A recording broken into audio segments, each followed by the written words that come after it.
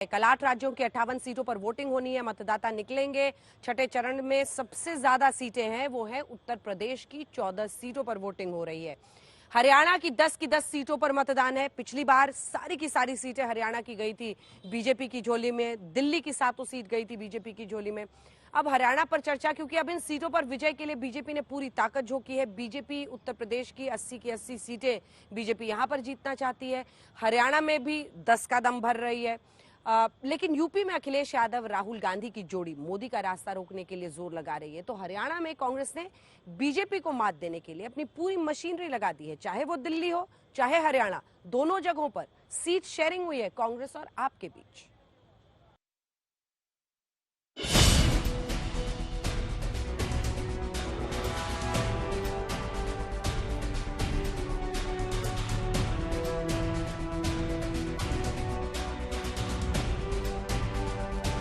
छठे चरण की वोटिंग के लिए तैयारियां पूरी हो चुकी हैं। छठे चरण की 58 सीटों के लिए पीएम मोदी से लेकर सीएम योगी तक और अमित शाह से लेकर जेपी नड्डा तक ने पूरी ताकत झोंक दी है। तो इंडिया गठबंधन वालों ने पीएम मोदी को रोकने के लिए एड़ी चोटी का जोर लगा दिया है। आपको बता दें कि 18वीं लोकसभा के छठे चरण में बिहार की 8, हरियाणा की 10, जम्मू कश्मीर की 1, झारखंड की 4, ओडिशा की 6, उत्तर प्रदेश की 14, पश्चिम बंगाल की 8, दिल्ली की 7 की 7 सीटों पर चुनाव है। कहते हैं दिल्ली का रास्ता यूपी से होकर जाता है और छठे चरण में उत्तर प्रदेश की 14 सीटों पर 25 मई यानी कल वोटिंग है। ऐसे में यूपी के लिए पीएम मोदी और योगी की जोड़ी 80 की 80 सीटें जीतने के लिए जोर लगा रही है। तो दो लड़कों अखिलेश यादव और राहुल गांधी की जोड़ी भी इस बार यूपी में बीजेपी को परास्त करने का दम भर रही है। फिर एक बार मोदी सरकार, तो मोदी सरकार तो लोग बोलते हैं मोदी सरकार, एक कांग्रेस और समाजवादी पार्टी के लोग बोलते हैं कि मोदी सरकार क्यों, तो जनता ही कह देती है इसलिए क्योंकि अब की बार 400 पार, अब की बार। ये कोई इंडिया पाकिस्तान हिंदू मुस्लिम इसका चुनाव नहीं है। यहाँ के लोगों का भविष्य बचेगा कि नहीं बचेगा, बाबा साहब भीमराव अम्बेडकर संविधान बचेगा कि नहीं बचेगा, उसका चुनाव है। जो लोग 400 पार का नारा दे रहे थे, आज जनता का गुस्सा देकर के वो नारा 400 पार नहीं दे पा रहे हैं। छठे चरण में जो चुनाव होने हैं उनमें सबसे ज्यादा यूपी की 14 सीटें हैं, उस पर भी पूर्वांचल की 11 सीटें हैं और इन सीटों पर विजय के लिए योगी आदित्यनाथ ने कमान संभाल रखी है। जो राम को लाए हैं हम उनको लाएंगे,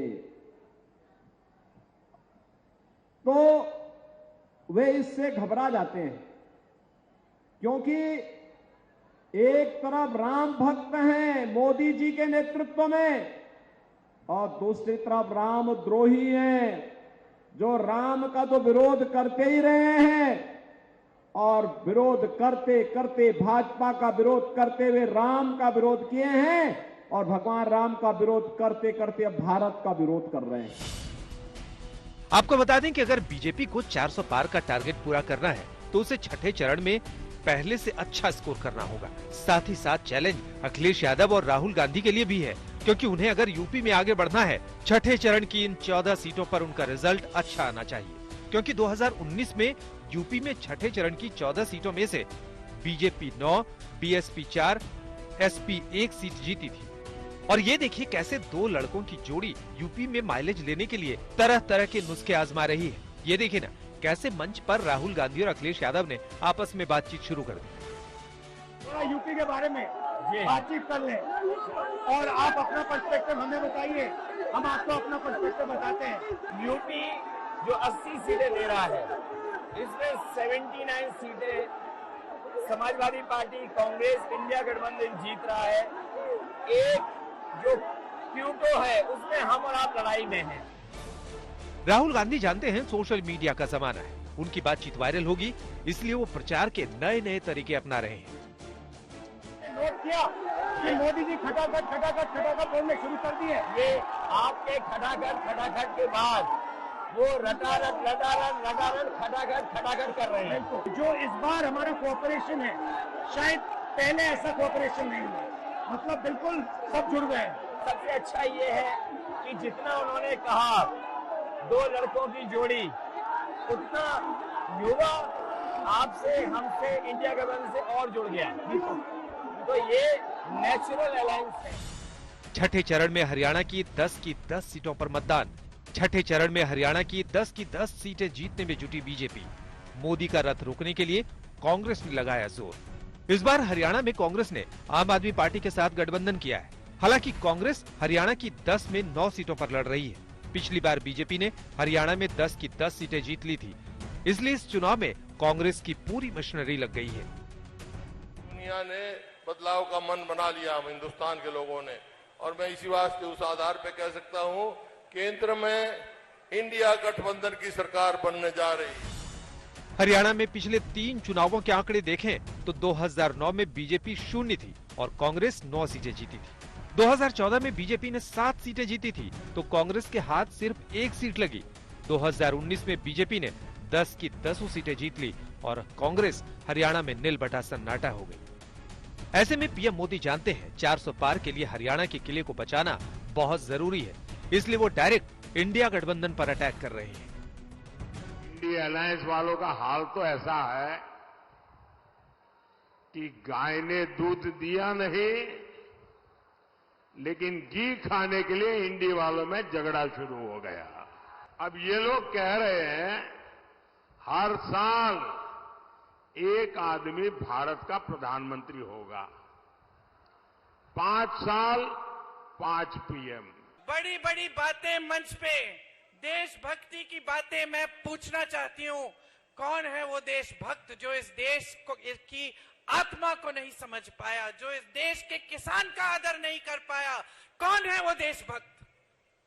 नरेंद्र मोदी जी हैं? मुझे तो नहीं लगता।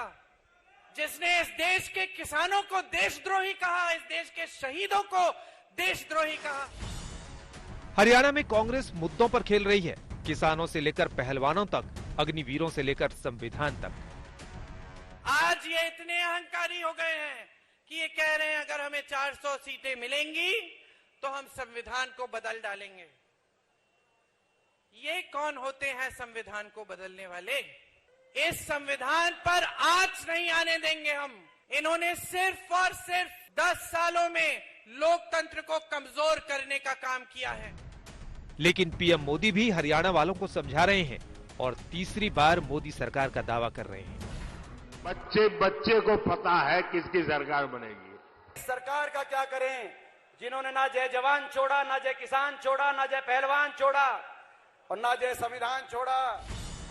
अब की बार हरियाणा का चुनाव बीजेपी और कांग्रेस दोनों के लिए बड़े मायने रखता है। वो इसलिए क्योंकि बीजेपी 2019 के नतीजों को दोहराना चाहेगी, इसीलिए उसने हरियाणा में सीएम का चेहरा भी बदला।